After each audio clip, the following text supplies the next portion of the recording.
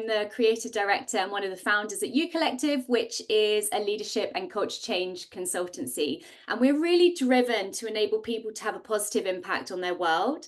And a core focus of the work that we do is about recognizing the value that diverse perspectives and views have, not only for our success as leaders, but also for the cultures and lives that we influence. So really building cultures where everybody belongs. So I was born in Singapore to an Indian Malay mother, a white British father in 1983, making me a millennial with traditionalist parents. We'll go into all of this in a bit more detail. And I'm also a mother to a Gen Alpha. But enough about me. I am delighted to be joined by the incredible Claire Twigden, who's one of our uniques, based in Geneva, an incredible coach and facilitator that we work with, bilingual. Claire. Thanks, Zara. Hi, everybody. Morning. I'm Claire. I'm a consultant and associate executive coach at the You Collective, where I have such luck to work with Zara and the brilliant team there. I'm British and I'm also Swiss. So yes, I speak French. I've been here for 15 years and I am, sorry, I have to highlight this. I'm a young Gen X, born in 78. And I'm also a mum of 3 children who also fall in the Gen Alpha category. And I am curious and very intrigued to see how they're going to be joining the workforce in a couple of years' time. I'm super excited to be here this morning to have this really important conversation with you. I am noticing more and more tensions in the workplace because of an increasing multi-generational workforce. I feel really privileged actually to have a visibility across all of the generations because I'm coaching Zoomers to Boomers and I'm coaching across different industries too. And the kind of work that I do on the subject involves executive coaching and consultancy around topics like high potential graduate programs, multi-generational workshops, employer branding and internal communication. This morning, in a very short period of time that we have, we're going to be sharing lots of evidence-based research and as well personal and anonymous client examples. But we also appreciate that you guys are wanting to understand how to reduce this generational gap. So we're going to be trying to give you as much practical tools and tips and tricks as possible. Thank you so much, Claire. I'm excited for you to be sharing some of those examples with us as we go. I should also say, I think it's been popped into chat, but this conversation is going to be recorded. So any questions you have, please add them into chat. And also a masterclass guide is going to be shared with everyone after the session. But I would also recommend having somewhere to take notes. There's going to be a couple of moments where we're going to invite you to pause and reflect on some questions, which could be really powerful for you to consider on the topic that we're going to be exploring. Okay, so 3 things that we're going to cover in 45 minutes. Let's go. So we're going to explore the generations in the workplace and why we feel that this conversation is so critical to have right now. We're going to be looking at the value and also the risks that we're seeing coming from our clients in terms of multi-generational workforce. And then, of course, we're going to be sharing some top tips on how to build an inclusive culture and specifically an inclusive multi-generational culture. So our aim really is for you to leave this session with a greater understanding of the multi-generational workforce and how you can best leverage it to be a super powerful resource of growth, competitive advantage, not just for your teams, but for your businesses. Hope that sounds like what you signed up for. So a quick question that I'd love you all to answer. I'm going to put a Slido link on. So either you need your phones to scan the Slido code, or if you can go to slido.com. The question is going to be, what are some of the multi-generational challenges that you're noticing and experience? Always useful for us to get a sense of what are some of the challenges that we're seeing with the groups that we're working with. So here's the Slido code now. So what are some of the things that you're noticing and experiencing? And Claire, whilst we're waiting, I'm wondering if you could just share, you mentioned you're working a lot in this space, if you could share some of the themes that you're noticing and seeing and experiencing yourself. Yeah, definitely. And I've just noticed that Larissa's put in the chat that perhaps the chat isn't working. And we're on it.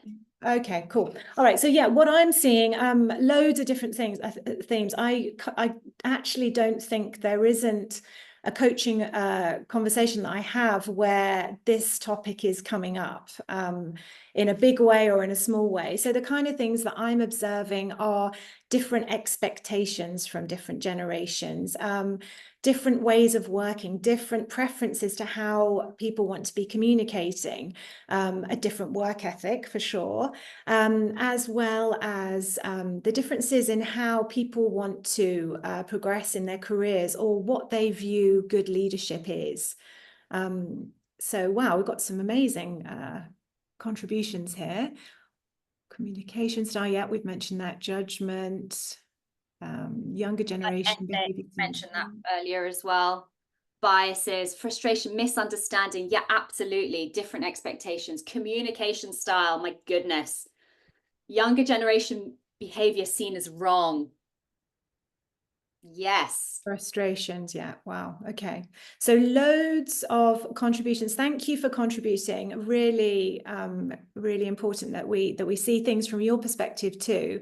And we're seeing very similar themes coming up. And I guess the question that we need to be asking ourselves is, why is this happening now? And you know, if we look at context a little bit more and ask ourselves that holy grail question of, does age really matter? Well, you know, yes, it does really matter, because researchers and scientists are predicting that by 2030, and that's only in 6 years' time, people on average are going to be living beyond 100 years old. Now, my grandma, she lived a very happy and healthy life until she was 96. So we have a bit of a precedent in our family. But 100 years old, you know, can be seen to be a little bit overwhelming, but it's actually a reality. The research is telling us we're living longer and, in fact, that we want to work longer. And we're seeing many boomers that are working past retirement now and even deciding to change their career later on in their lives. So the importance of all of this in our discussion today is that we've now got 5 generations, soon to be 6, in the workforce. And if we look at the makeup of those generations, what we're seeing is that the dominant generations are the Gen Y and the Gen X, well, closely followed by the boomers, as we've talked about. The Gen X tend to be in leadership positions who are balancing work responsibilities and personal responsibilities with family. The Gen X we see in a very high presence in the tech economy, and the boomers, as I've mentioned, are living past retirement. They're thriving, they're booming, and they're wanting to continue to work.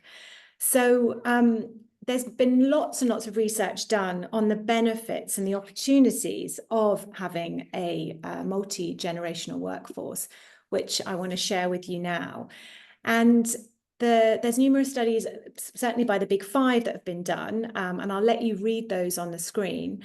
And I just want to quote it's a very recent study that's been done by PwC last year, and it was a very large-scale study of over 11,000 companies, which found a very strong relationship between having an age-diverse workforce and the ability of a company to meet its long-term financial objectives.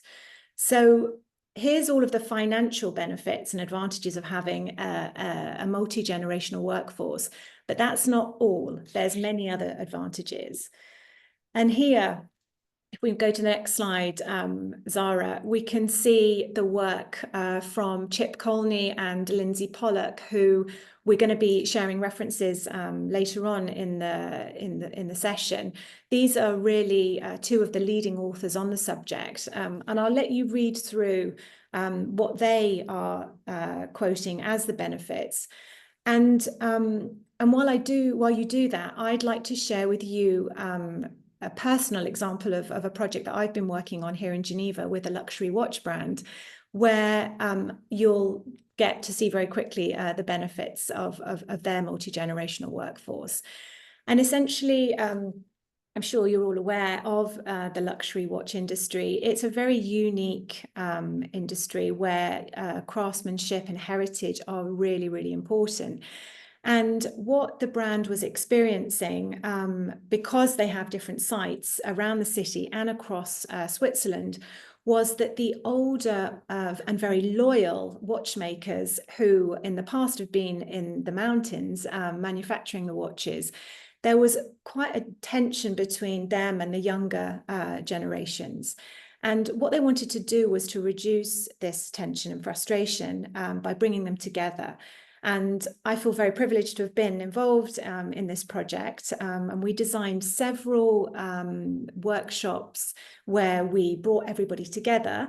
And what we saw was that just giving them the space and its more structured approach, they were able to share and learn from each other. And in fact, the older generation who had been there for years were telling their personal heritage stories from when they first joined the company. And the younger generations were sitting there just, wow, this is incredible. And this all culminated in us taking them to the store in Geneva and then being involved with the product in the environment where the customer would be. And the older generations, seeing things from a different perspective and looking at the social media trends and the digital trends that the younger generation were able to bring to understand the full customer life cycle. So just wanted to share with you that personal example. And we've talked about the benefits, so I'm now going to hand over to Zara to talk through the different generations. Thank you. I mean, first of all, I feel like the need to pause. You shared so much incredible things there around we're living longer. So the reason why we're having this conversation is because never before have 5 generations been in the workforce. It used to be 3. And now we're seeing 5 because people are staying and wanting to work more. Incredible. I love the research around age diversity. And I think there was something in there where we were having a conversation that it's different having as opposed to an average, it's about the diversity. So the spread of age ranges in that piece of research. And then that example that you just shared about the luxury watch brand creating this structure of appreciation and recognition. And I think sometimes we're working at pace so much in organizations, aren't we, that we're not always pausing to recognize and appreciate different people's perspectives. For me, that really stood out. So thank you so much for sharing those examples. So we obviously logically know the benefits, but what we all saw in everyone's Slido was recognizing some of the risks and the challenges with the generations. So here we have, and I guess I just want to highlight, for me, it's really important that when we were born is an aspect of our identity, okay? And we are definitely speaking just about age related identity on this conversation, but of course we are all multifaceted and have lots of aspects of our identity. So Claire's obviously shared the 5 generations in the workplace, and here we have the age ranges. I feel I could have put probably 5 different images here and we would have seen different ranges and different suggestions, and I'm sure you're all really familiar with this, so I'm not going to go into detail about each one and talk to you about the generations, but the point that I wanted to highlight and that we thought was really critical to highlight in this conversation is that typically we tend to rely, and the news and the articles that we see tend to rely on false stereotypes or clickbait headlines, right? Rather than talking about and taking the time to understand, Claire, in the example that you just shared, it's more about the stereotypes for the generations. So I'm sure you can all share with me the stereotypes for each one. The traditionalist, loyal but traditional, all of them, loyal but traditional. You have your baby boomers who are collaborative but adverse to change. The largest cohort of the generations averse to change, apparently. Gen X, independent but bleak. Sorry, Claire. Millennials, driven but entitled. Yeah, where's my trophy? And Gen Z, progressive but disloyal. We might have heard snowflakes. I'm sure there's hundreds and hundreds of other stereotypes we can add to that. But I think it's really important to recognize when we assign negative or overarching characteristics to a group, we're really implying that their values, their beliefs, their goals are flawed because they're different to ours. And throughout history, which generation has suffered the most? Claire. The younger. The youngest, right? Absolutely. And our poor children, our poor children. I know the younger generations suffer the most. It's always the way, you know, when the traditionalists were at work, it was the boomers. When the boomers were the leaders in organizations, it was the Gen X, millennials, Gen Z. And now, you know, what are we going to be saving up for Gen Alpha? So the challenge of not being able to relate to somebody, we resort to stereotypes. I think we just need to kind of pause on that a little bit. That, of course, generation is one stereotype that we tend to make in the workplace, but I'm sure you can all think of others. For example, we work globally a lot, and I definitely see a lot of cultural stereotypes being used in global organizations. So we tend to blame versus seek to understand. You know, we blame this culture, we blame that culture, we make sweeping assumptions around cultural differences or generational differences. So the important lens to consider instead is to recognize and empathize with the fact that each generation, and for me, this is critical, right? Each generation entered the workforce under certain conditions, which ultimately help to shape their sense of purpose, preference, and drivers for success. So super quickly, I just want to share the workplace landscape for each of these generations. So the traditionalists, the landscape, the Great Depression, World War II, radio. Baby boomers, the largest generational cohort, entered the workforce in the landscape of the Vietnam War, civil rights movement, the moon landing in 1969. Gen X, the landscape was the AIDS epidemic, the Cold War, the Berlin Wall, terrorism and the dot-com bubble. The millennials, 9/11, the Iraq War, Afghanistan War, the rise of the internet. And Gen Z, where are we? Global recession, the rise of social media, COVID-19 pandemic, and access to technology from a young age. So I'm curious for those willing to share, and if chat is working, for you to be able to share the generation that you feel most represents you in chat. It'd be great to see what diversity we have on the call. So the norms that we've learned are different based on the world that we grew up in. I think that's a really critical place to start. And it was really highlighted in your example that you shared, Claire.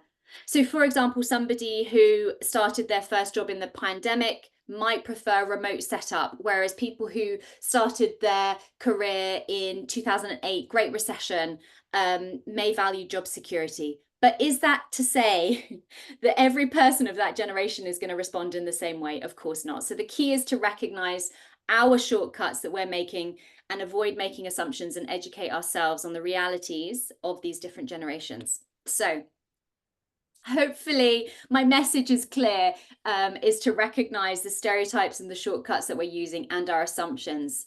Thank you.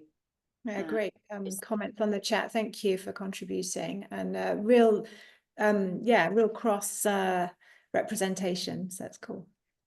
Yeah, welcome everyone. Okay, so time to be honest. Over to you to think about the assumptions you hold. I'm going to ask you a couple of questions. This is when you might want to note something down. If you feel brave, why not share and chat? But I shall go first. My confession, I am guilty of this. I was running a workshop for a business school for a group of master's students, maybe 100 students in the room. And literally, I maybe had eye contact with two people. Everyone else was on their screens. Oh my goodness, was I making assumptions or what? I was thinking, nobody's making eye contact with me. This is not the sort of vibe that I wanted to create. This is so rude. And the assumption that I made was around the younger generation being on their screens and yes, being a bit rude. I confess. And what could I have done, right, is I could have had a conversation with the teaching staff to understand what to expect from these sorts of sessions and these students. And I could have also had a conversation with the students to understand what is it that they need to get the best out of the situation, so that I could empathize with their needs, but then also find a way that worked for me too. So find a way to collectively have a shared norm for our session. It's learning in progress, I have confessed. So over to you. Over to you. I'd love you to do a very quick assumptions audit. And so quick, I'm literally going to give you 30 seconds before we move on. But the questions around, what are the assumptions that you're holding? We've already added all of those into Slido. Which are the ones that you feel? And how is it impacting your work? How is it impacting your work? Really critical. Definitely have lots of conversations with leaders who say, the sales teams aren't having calls face to face anymore. That's how it was done when I was in running sales teams. That's how you get the most successful sales. Curious question, is it? So how is it impacting your work? And what action can you take to seek to understand individuals more? So a couple of questions for you to do your own assumptions audit. And we're going to be including these questions in the guide that you're going to be receiving afterwards. And as Zara has said, really important that we remain open to question our thoughts and our assumptions. Otherwise, it can lead to unnecessary tensions in the workplace, which is been shown in a recent study. This is a very recent study that's been done by the London School of Economics, which looked at more than 1,400 workers in large finance and IT companies in the UK and the US, and found that generational tensions are linked to lower workplace productivity. Now, there's two key takeaways for me from this study, which is number one, younger employees are less productive when they work with older bosses. And just want to bear in mind that the age gap was around 12 years. But secondly, and much more interestingly, the older workers who had younger managers didn't see a drop in productivity. So essentially what this study is telling us is that there is an opportunity, a big opportunity for leaders to take more advantage of the knowledge from their younger team members. Now, this is reinforcing with the work that I'm doing and probably what you're experiencing too. And I can see many things coming up in the chat, and I would love to be able to read them and reply to all of you, but hopefully we'll have some time later on to do that. But what I'm hearing in my sessions and conversations is many differences in norms and ways of working, whether that's through different uses of technology, methods of communication, how to give feedback, how to receive feedback, what does good leadership look like, what does hard work look like? And the common things that I'm hearing are the entitled generation, or the dinosaurs, which, obviously are going to lead to them and us feelings. And quite shockingly, actually, last week I was having a coaching session with one of my clients who felt that they may even need to hide their age in order to get a foot in the door. Now, my work as a coach is to raise awareness of self and situation, and in order to be able to rethink and generate new ideas.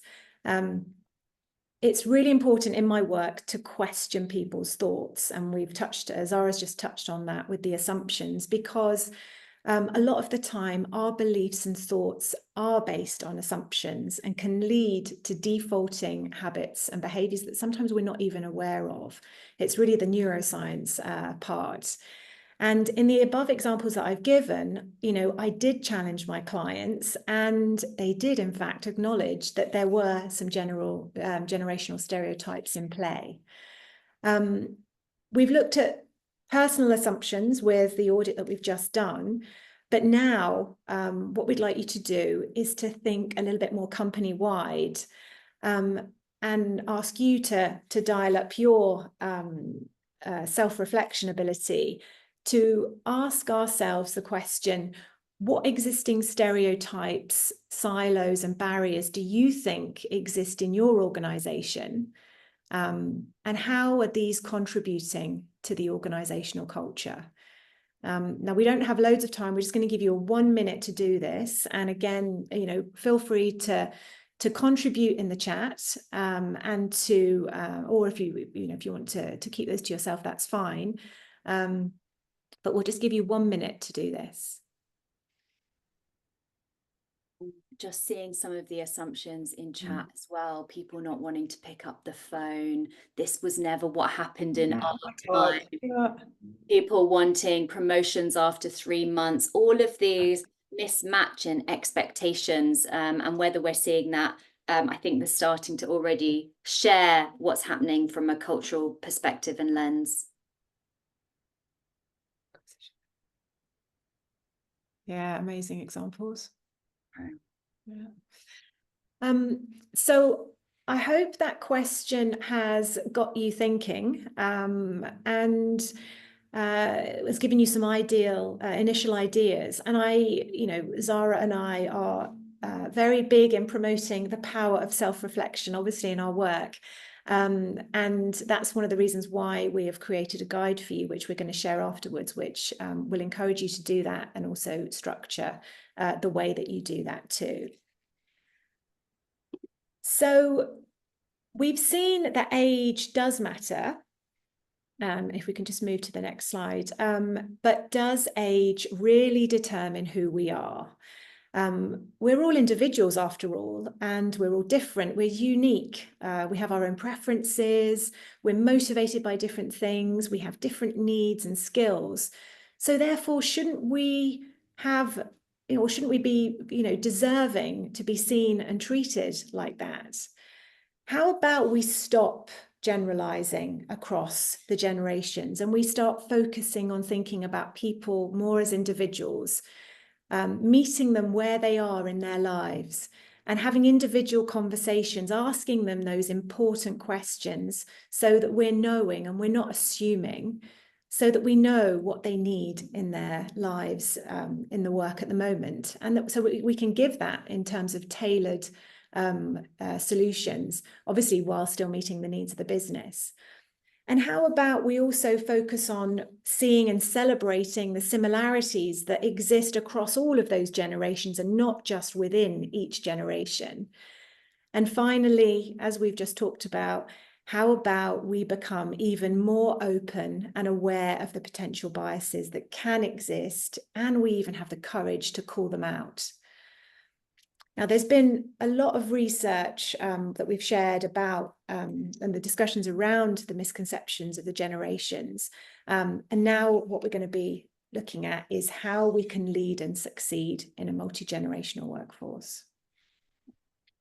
So we want to change the way we look at generational differences as problems to be solved, or it's all of them and not us, and rather look at them as a source of richness and vibrancy, to be understood, appreciated, and leveraged. That is where we saw all of those benefits that Claire shared with us earlier. So for us in our work, we found kind of 6 key areas that we believe are critical foundation for building inclusive cultures. And it starts with an honest analysis. So what's working well, what's working less well? Does our employer branding apply to all ages? Be honest, examine how is age influencing our work, our hiring? Are we assuming that entry-level roles need to be with younger employees, for example? What patterns are you noticing in the data and employee feedback to potential age-related gaps? Then common ground. Claire literally just mentioned this. What is our shared purpose? What's uniting everyone? But ensuring that there is shared common ground across all age groups and identities that bridge the generations by asking questions like, the sorts of rituals and topics and themes that unite people, using commonalities to be the bridge, and purpose is a really powerful one. Team norms for me is really pulling on a lot of the points that came out of the Slido and in chat. We definitely see an experience with a lot of our clients that generational tensions are felt most with communication. I've seen it in the chat already, and I saw it in Slido, people feeling comfortable to pick up the phone or more comfortable on Slack.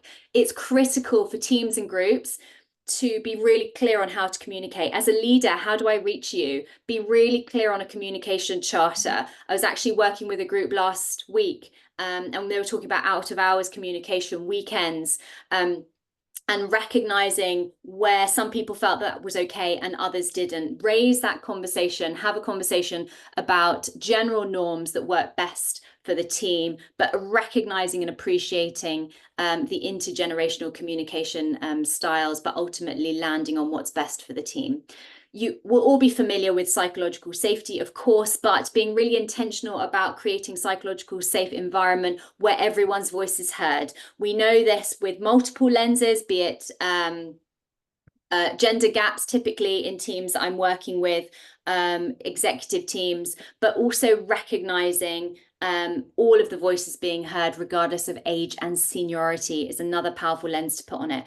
And encouraging a feedback culture where employees feel safe to call out and witness, just as Claire just mentioned, when you're recognizing generational stereotypes. How do we create a norm as a team that we can call it out if somebody makes a stereotype of any sort? Flexible leadership, critical. This is a key cornerstone of the work that we do. How flexible is your leadership style? How aware are you of all of the individual conditions and needs of the individuals in your team? Something really critical in the research around younger generations is this concept of the Wizard of Oz, or pulling the curtain back, meetings before meetings, explaining the process, recognizing when they entered the workplace through a pandemic and COVID, they would have had less access to informal conversations about how things work around here. So explaining the process, be willing to share the why, is a really critical resource in your toolkit as a leader. But also recognizing we've seen 5 generations, soon to be 6 generations in the workplace. 41% of us currently are working for somebody younger than us, and that number is only going to grow. So that flexible leadership, that curiosity is going to be critical. And then finally, wisdom. Chip Conley mentioned, Claire, you mentioned already, the competitive advantage of aging is wisdom. We all have something to share and learn from each other. That great example of your luxury watch brand, that sharing of wisdom, that mutual mentorship, is really critical. So these are kind of the 6, I guess, foundations that we see as being critical in enabling a multi-generational workforce. We now want to share some quick wins and some longer term wins with you as well, so that hopefully as we go through these, you can start thinking about at least 1 or 2 that you can be implementing with your teams or within your organizations. Cool. Okay, amazing. And if you want to share in the chat anything as well that you've implemented that you've had great success with too, we'd love to hear that. So some quick wins that we hope that will help you to bridge the generational gap. And I think if there's one word of advice I would like to give, it's to experiment and to trial. Maybe not across the whole business, but perhaps with a small group of people to start with. So you could, for instance, set up informal reverse mentoring networks where different age groups are paired up based on a shared interest, so that they can mutually exchange knowledge and expertise. A similar approach can be through sort of a marketplace platform where you capture a list of the skills that employees have and are willing to share, as well as the skills that they've always dreamt of learning. And then you can then see create a database to see what can be taught and who can teach it. This is actually been done on a very informal basis by one of my clients. It's a smaller company here in Geneva, and they've simply created a shared Excel file and are collecting all this information and rolling out some shared knowledge workshops. I think it's really important to be intentional about ensuring that there is a cross-generational representation in meetings and across all work projects. And for a recent graduate trainee program that we did with some Gen Z, we encouraged the board or the exec committee to actually welcome some of those graduates into their meetings, which was quite interesting. You could also organise some regular wisdom talks, and I absolutely love this expression, shots of inspiration, that could happen, over a lunch hour, once a month. And somebody was mentioning to me last week what they are doing with their team in weekly meetings is just starting the meetings by saying, come on, tell me, what is your newest found wisdom that you've learned this week? And that could be a book that they've read, an article, a new app that they've downloaded, a new skill they've learned, or even somebody that they've met. So there's lots of sharing happening. And finally, encourage your teams to dial up their curiosity and their proactivity rather than waiting for those formal learning opportunities.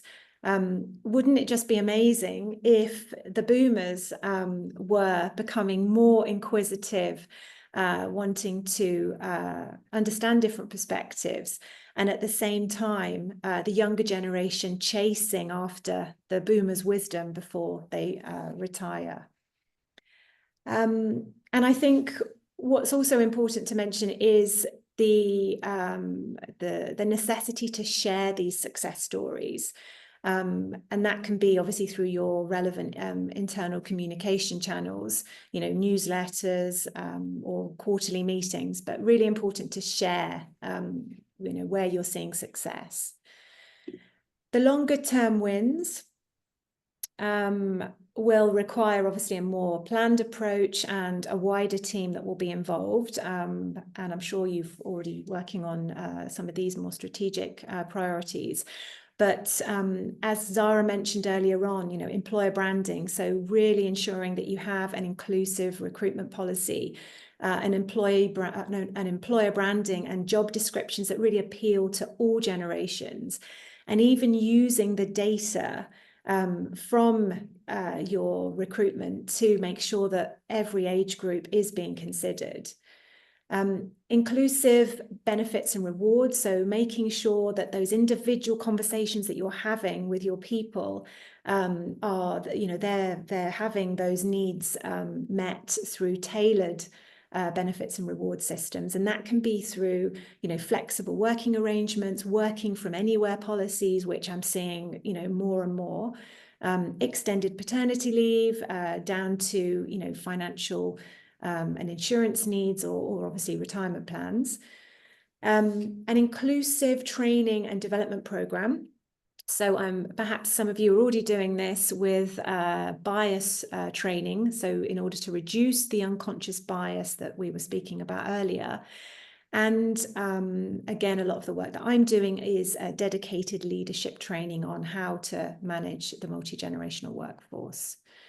The last two are a more structured and strategic approach when it comes to diverse and inclusive policies. I'd love to, Zara and I were talking about this the other day, there's a wonderful initiative which has been implemented by the L'Oreal Group. So they every year have their top 200 executive leaders being taken on a shopping trip by their recently graduates that have arrived into the business. And again, that shopping trip just, opens up everybody's perspectives to different viewpoints. And their product, I should add, not just a shopping trip, but to shop their product. Yeah, definitely. And also, like what we were discussing is the fact that you have they're able to see the differences in the customer life cycle, the customer journey. And then finally, this long-term succession planning, really making sure that there is a strategic approach when it comes to having all age groups represented across all business, across all meetings and projects. Wow. Claire, So much in there. Thank you so much for sharing all of those examples. I was also just having a scan of the chat and seeing that somebody was also mentioning reverse mentoring and a shadow board as examples of the way that they're accessing more of that wisdom and multi-generational appreciation. Brilliant examples. And also thank you for sharing those. I love that one as well of one of the senior leaders every day asking somebody to add, what's the latest app that I need to have on my phone with their team as well. It can be quick things. It's all about showing that curiosity. So I just wanted to share this quote with you. Claire shared it with me. It's so powerful.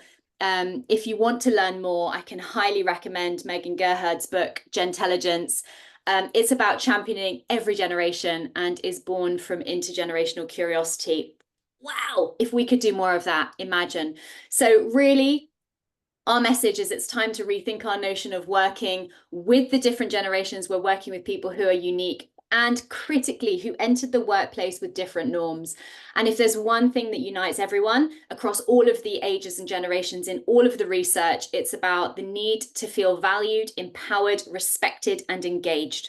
And it's only when those aren't met that people vote with their feet and they leave organizations. So now we have 5, soon to be 6 generations working together in the workplace, and the skills that are required to manage these dynamics are not being taught in organizations. So we really need to work on this notion of gentelligence and generational humility, because tomorrow's talent is Gen Alpha, who will be entering the workforce in 10 years.